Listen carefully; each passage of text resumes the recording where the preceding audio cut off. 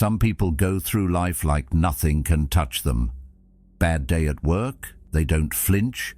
Someone disrespects them, they don't even blink. Life throws them curveballs, and they just keep walking like it's no big deal. Meanwhile, most of us get thrown off by the smallest things.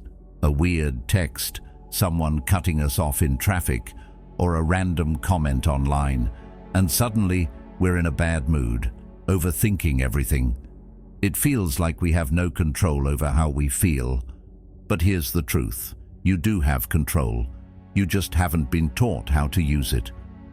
The people who stay calm and unbothered, they've learned something powerful, something the ancient Stoics understood a long time ago. When you stop letting the outside world decide how you feel inside, you become free. You become strong. You become untouchable. And that's what this video is about. How to stop caring about things that don't deserve your energy. How to stop reacting and start living with real peace. If that sounds like something you need, there's one small thing you can do that really helps us keep this going. Just hit that subscribe button. It's free and it means a lot. Now let's get into it. Why you're not really in control. You ever stop and think how much of what bothers you isn't even real? Not in the way you think, at least. You're not reacting to the world. You're reacting to what you think the world means. A look, a tone, a delay in someone's response. It's not the event itself that hurts. It's the story you attach to it. And that's the part no one teaches us growing up. We're taught to respond to what we see, but never told to question how we're seeing it. Here's where people get stuck. We walk around saying things like, "He made me feel stupid," or "That ruined my day." But pause for a second. Did the person make you feel that way? Or did you assign meaning to their words and let that meaning run wild inside your head? The ancient Stoics said it plainly. It's not things that upset us, but our judgments about those things.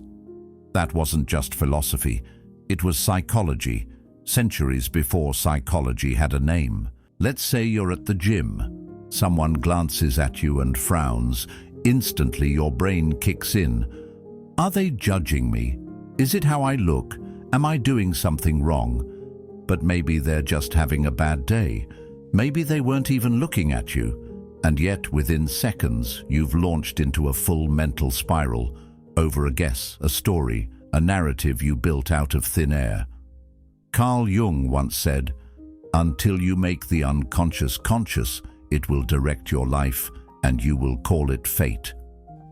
That's exactly what's happening here. You're not responding to truth, you're responding to projection. Most of us don't see the world clearly. We see it through a fog made of past hurts, past rejections, fears we never dealt with.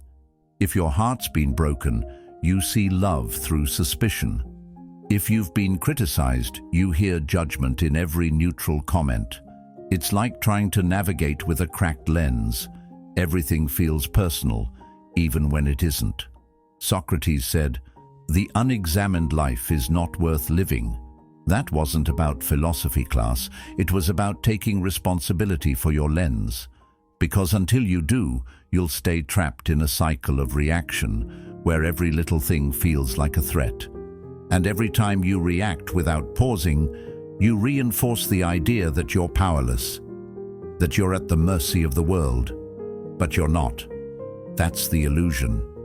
The world can poke, but only you decide if it hurts. What's actually happening is this. Your brain is running an old program. It sees something, it labels it, it reacts automatically.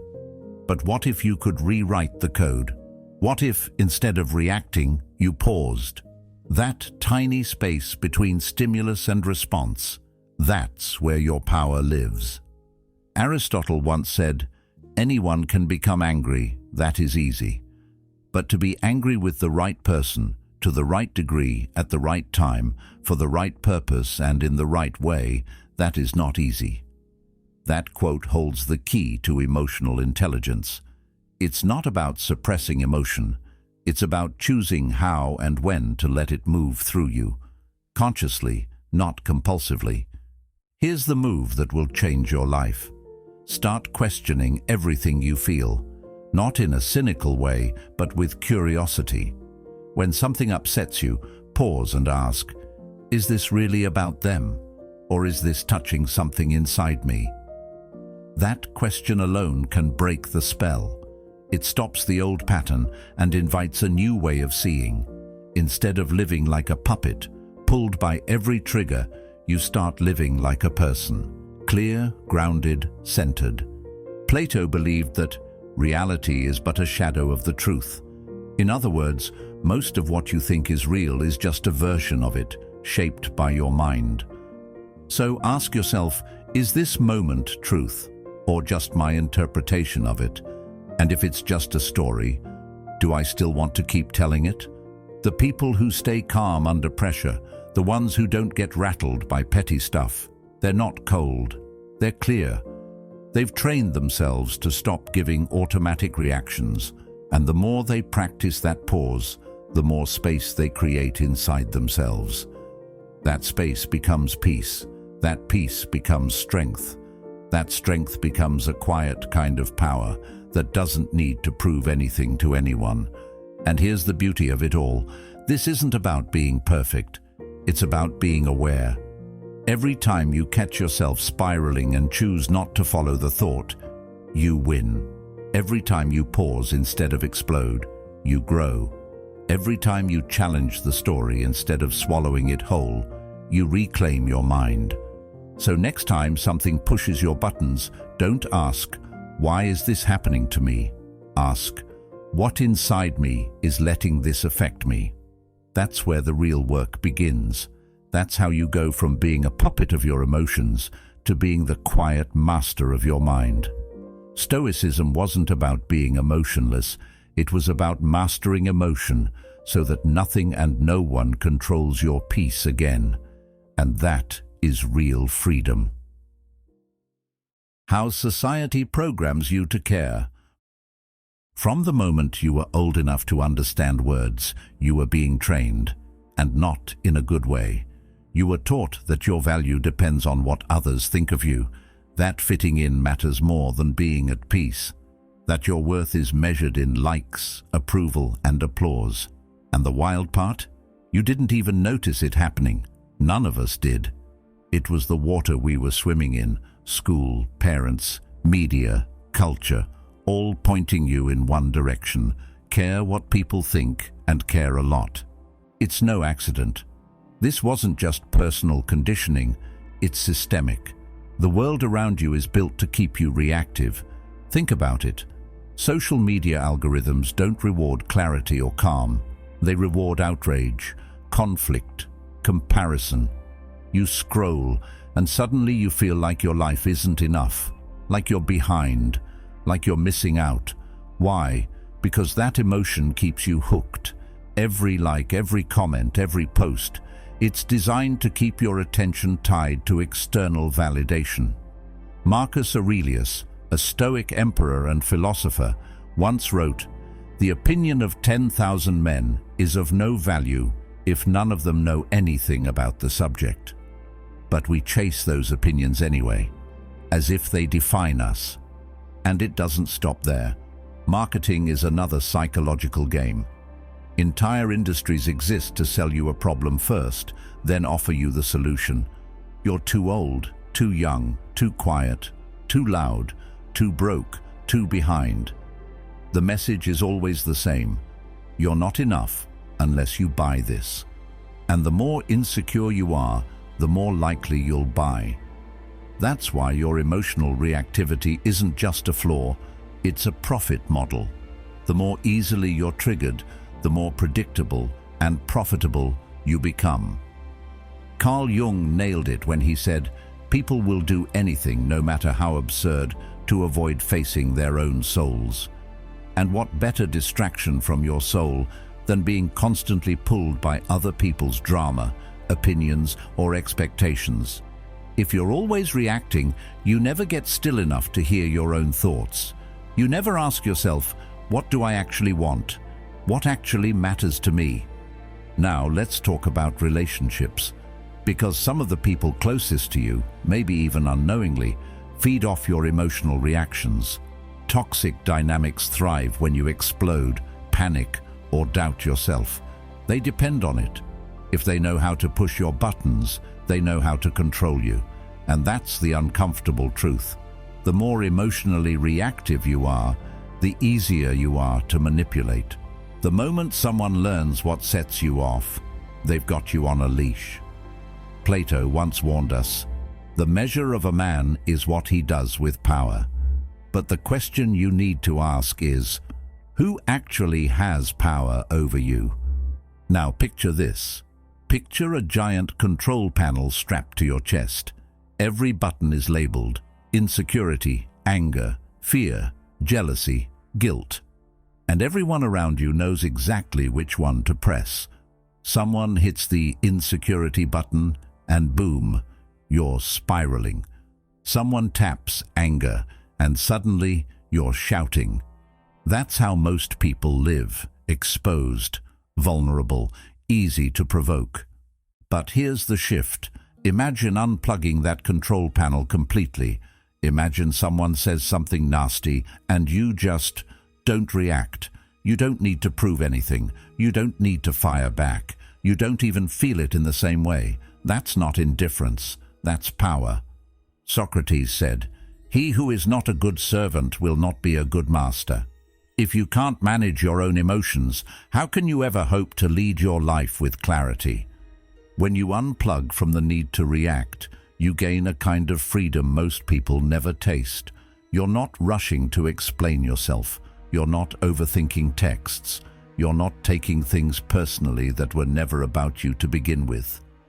You become steady, like a rock in a storm. People start to notice, not because you're loud, but because your peace is unshakable. And yeah, some people might call you cold. Let them. What they don't understand is that what looks like detachment is actually discipline. It's you choosing not to hand out your peace of mind like it's free candy. Aristotle said, "Knowing yourself is the beginning of all wisdom."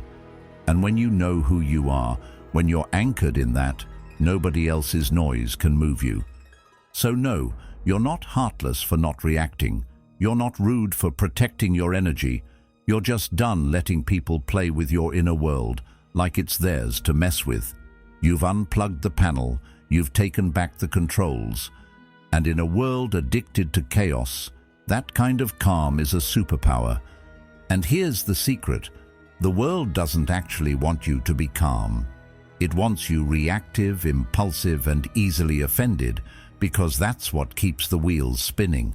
But when you stop giving them that reaction, you break the cycle. You stop being a puppet and start becoming the master of your own reality. That's Stoicism in action, not just theory, but daily practice. Every time you choose not to react, you train your mind. Every time you protect your energy, you reinforce your freedom. And in that quiet space, between what happens and how you respond, you start to realize nothing out there can truly control you unless you let it. Stay calm when the world isn't. Some people think staying calm means you've stopped caring, that you're passive, weak, detached in the worst way, cold, distant, emotionally shut off. But let's clear that up right now. Real detachment isn't about caring less. It's about caring right. It's about refusing to let every little thing hijack your peace. Because the truth is, the more reactive you are, the more control the world has over you. And if everything gets to you, you'll never have the energy to focus on what actually matters. The Stoics had a word for this: apatheia. Not apathy in the modern sense of not caring, but a state of inner calm where your soul stays untouched by chaos. It's the ability to let the world move around you, not through you. Picture yourself like a strong tree in the wind. The wind is there, the noise is real, but you don't bend to it. You stand rooted, present, powerful. That's what real detachment feels like. Step 1 in building that kind of strength. Observe, don't absorb. Let's say you walk into a room and it's tense. People are snapping at each other. You feel that heaviness in the air. Old, you might have immediately soaked it up, gotten irritated, defensive, stressed out without even knowing why. But the wiser version of you, you notice the tension without letting it enter you. You say, okay, they're going through something, but you don't make it yours. Carl Jung once said, everything that irritates us about others can lead us to an understanding of ourselves. That quote hits hard when you realize most of what bothers you isn't personal, it's projection. Now let's talk about the power of silence. Master the pause. This might be the most underrated skill in the modern world, because the moment someone throws shade, we're conditioned to clap back, defend ourselves, prove our worth. But what if, instead of reacting, you paused? Just a breath, a beat, you hold the silence. Not because you're afraid, but because you're in control. That space between what they say and what you do next. That's where all your power lives. Marcus Aurelius said it best. If you are distressed by anything external, the pain is not due to the thing itself, but to your estimate of it. And this you have the power to revoke at any moment. That pause is your power to revoke. And here's where things really shift. Starve the drama. Because drama feeds on your attention. Gossip? It only spreads when people bite the bait. Arguments? They only explode when both sides keep lighting the fuse. Toxic people? They thrive off your reaction. But when you stop giving them that energy, when you stop feeding the beast, it starves, and eventually it dies. Aristotle once said, to avoid criticism, say nothing, do nothing, be nothing. But here's the twist. It's not about silence for approval, it's about silence for strength. You're not avoiding conflict, you're refusing to participate in nonsense. Now let's be honest, this isn't easy, especially in a world that rewards emotional reactions. The louder, the angrier, the more dramatic you are, the more attention you get. But that kind of attention, it's empty. It's a sugar rush, fleeting. The people who are actually strong, they're the quiet ones, the ones who aren't ruled by every opinion, insult, or minor setback. Socrates taught that self-control is the foundation of wisdom. He wasn't wrong. When you control your reactions, you're not just avoiding problems, you're building depth, character, substance. So no, being unbothered doesn't mean you're cold or distant. It means you've grown. It means you've reached a place where you know your peace is too expensive to give away. You've realized not every situation deserves your energy. Not every argument needs your voice. Not every insult deserves a response. Some things are just noise. And when you stop dancing to the chaos starts fading. Here's the mindset shift. Not everything is about you. Not every tone, look, or delay is a personal attack. And even if it is, that doesn't mean it needs a reaction. You get to choose what enters your mind, what deserves space in your day. And the more you practice this, the lighter you become, the stronger, the more grounded. You begin to feel like the world can spin all it wants. But you're still, you're clear, you're solid. So when someone tells you, you've changed, just smile. Because yes, you have. You're not here to be pulled into every fire. You're here to walk through flames without getting burned. And that, my friend, is what it means to be untouchable. Stoicism doesn't ask you to ignore life. It asks you to master your response to it. And once you do that, once you stop letting everything get to you, that's when you finally start living on your own terms. The power you unlock when you let go. There comes a moment, quiet, almost unnoticeable, when something inside you clicks. It's not dramatic, no fireworks, no deep chant playing in the background, just a simple shift. the kind that feels like breathing clean air for the first time in years. It's the moment you stop caring, not in a careless or cold-hearted way, but in a wise, measured, deeply freeing way. You stop handing out pieces of yourself to things that don't deserve them. And the world, it starts to change around you. At first, it's subtle. People who used to poke at your insecurities back off. That comment that once would have haunted you for hours, it rolls off. The mental tug-of-war you've been playing with people, problems, past regrets, it loosens. You start noticing how much of your stress was self-made, how many of your battles were with shadows, most of the stuff that once consumed your energy. It wasn't real in the way you thought. It was your reaction, your attachment, your story. And now, without that reaction, life feels lighter. That's the power of emotional stillness. The Stoics believed that tranquility is the ultimate good. Marcus Aurelius put it simply, "You have power over your mind, not outside events. Realize this, and you will find strength." The minute you stop reacting to everything, the outside world starts losing its grip on your emotions. That's when real strength kicks in, not loud or aggressive, but quiet, calm, immovable. But here's the thing, most of us have been programmed to react. From childhood, you get stressed, you panic. Someone criticizes you, you defend, you fail, you spiral. It's like your brain has pre-installed scripts, and the moment life presses a certain button, boom, you're playing the same scene again. But what if you rewrote the code? What if stress hit, and you just breathed? No frantic scramble, just a breath. What if criticism landed, and instead of rushing to justify yourself, you smiled? Not because you're passive, but because you're not owned by it. Carl Jung once said, "The most terrifying thing is to accept oneself completely. And once you do, criticism can't wound you, because you're no longer trying to be someone you're not." Reprogramming your emotional responses doesn't mean becoming numb, it means becoming free.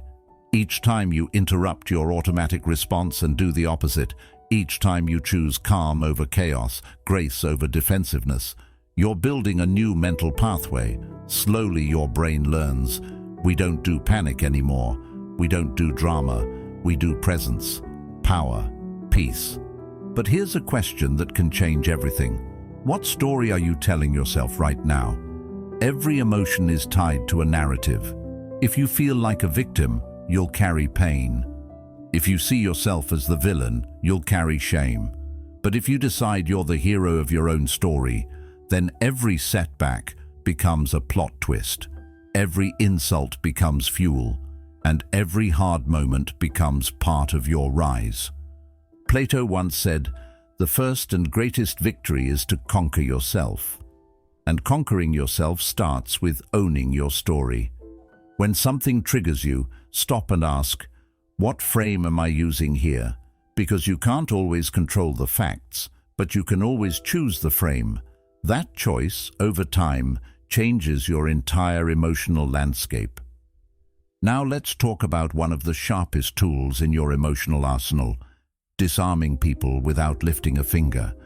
There's a kind of power that comes not from shouting back, but from smiling and staying still. When someone tries to insult you and you agree, but in your own calm way, it confuses them. It unplugs their power source. You're too quiet. Yeah, I like my peace. You don't care, do you? Not about things that don't matter. You think you're better than everyone? I think I'm better than who I was yesterday. You're not dodging the jab, you're catching it mid-air and turning it into nothing. That's what Socrates meant when he said, "No man has the right to be an amateur in the matter of physical training. It is a shame for a man to grow old without seeing the beauty and strength of which his body is capable." But the same applies to the mind. Why grow old without ever training your emotions? Why live your entire life ruled by reactions? When you stop caring about meaningless noise, you gain room to care deeply about what does matter. You stop wasting energy defending yourself, and you start investing that energy in building yourself. You protect your peace like it's sacred, because it is. You stop fighting battles that aren't yours to fight. You stop proving things to people who already made up their minds. You stop entertaining drama that's designed to pull you down. And you start living differently. You walk into rooms with presence, not pressure. You show up to situations with clarity, not fear. You become the person who doesn't just weather the storm. You are the calm in it, not because you've stopped caring, but because you finally started caring about the right things. That shift is rare. Most people never get there. But if you keep practicing these small, subtle shifts, if you keep questioning your reactions, rewriting your mental scripts, choosing your peace over your pride, then one day you'll look back and realize you didn't just survive life, you mastered it. When you stop letting the world control your reactions, you don't become colder, you become clearer, calmer, stronger. That's the quiet kind of power no one can take from you, and once you taste it, there's no going back. If this message spoke to something in you, there's another video on the screen right now that'll take you even deeper. Trust me, you're going to want to see it. Thank you for being here, for thinking deeper, and for being a part of Stoic Journal. Until next time, stay grounded and keep walking the quiet path.